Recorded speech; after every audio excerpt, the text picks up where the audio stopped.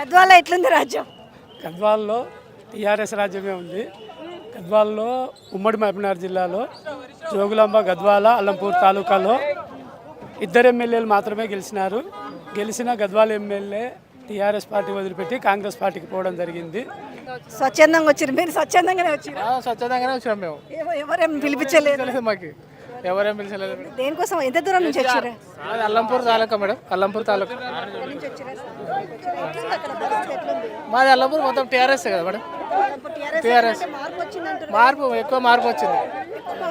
Government fail అయింది కాబట్టి అంతా జనాలంతా టీఆర్ఎస్ వైపు ఉన్నారు. మళ్ళీ ఓట్లు పెడితే కూడా టీఆర్ఎస్ గెలుస్తుంది. మీరు ఎక్కడి నుంచి వచ్చారు? షాద్నగర్ నుంచి వచ్చిన మేడం మేము సార్ని చూడడానికి వచ్చినాము.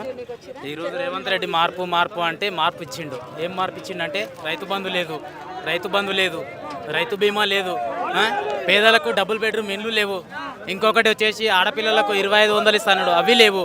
4,000 పింఛని అన్నాడు, 4,000 పింఛని లేదు. రేవంత్ రెడ్డి గెలిచి ఏం చేసిండంటే మార్పు తెచ్చిండంటే ఇదే మార్పు తెచ్చిండు. పేదలకు ఇల్లు లేవు, ఇల్లు కావాలని. నాకు ఇల్లు లేదు మేడం, మా నాన్నకు పక్షవాతం వచ్చింది, అయితే ఇల్లు లేదు. అయితే నేను ఇప్పుడున్న గవర్నమెంట్ దగ్గరికి పోయినా మేడం, ఎమ్మెల్యే దగ్గరికి పోయినా, వీర్లపల్లి శంకర్ గారు అని షాద్నగర్ ఎమ్మెల్యే గారి దగ్గరికి పోతే ఎమ్మెల్యే గారు స్పందించట్లేదు. వచ్చి ఏమంటాడంటే నా క్యాంప్ ఆఫీస్లో ఉండండి మీరు అనే మాట మాట్లాడతాడు ఎమ్మెల్యే గారు. మా క్యాంప్ ఆఫీస్లో వచ్చి ఉండాలని అంటాడు, అవహేళన చేస్తాడు. పోయి నేను పోయి కాలు మొక్కినా, సార్ మీకు కాలు మొక్తా సార్, నాకు ఇల్లు లేదు, మా నాన్నకు పక్షవాతం వచ్చింది, ఇట్లా వర్షంలో ఉంటున్నాం సార్, మాకు ఇల్లు ఇవ్వండి సార్ అంటే అవహేళన చేసి ఏమంటాడు మేడం అంటే నా క్యాంప్ ఆఫీస్లో వచ్చి ఉండురా అని మాట్లాడతాడు ఎమ్మెల్యే గారు, షాద్నగర్ ఎమ్మెల్యే గారు. నోటి దుర్స ఎక్కువ అమ్మ, నోటి దుర్స ఎక్కువ మేడం, నోటి దుర్స ఎక్కువ.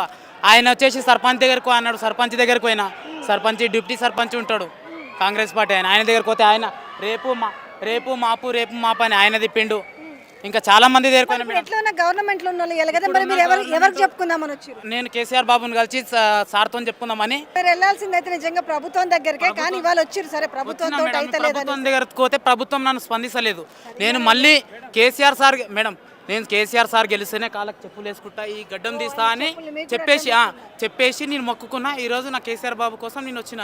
కేసీఆర్ బాబు ఎందుకంటే ఒకటి చెప్పనా, ఏం పేరు చెప్ప? నా పేరు యాదగిరి, మాది ఆజిపల్లి గ్రామం, షాద్నగర్. ఎందుకంటే మీలాంటి వాళ్ళు ఎందుకనంటే కొన్ని లక్షల్లో ఉంటారు అభిమానులు, కాబట్టి వాళ్ళకు కూడా తెలుస్తుంది. నేను కాదంటలేను, చాలా తక్కువ క్యాస్ట్ లో మేడం, ఇక్కడ క్యాస్ట్ ఇది కాదు, ఖచ్చితంగా వాళ్ళకి రీచ్ కావాలని మేము క్యాస్ట్ ఫీలింగ్ తోనే ఆయన మమ్మల్ని స్పందిస్తలేడు మేడం ఎమ్మెల్యే గారు.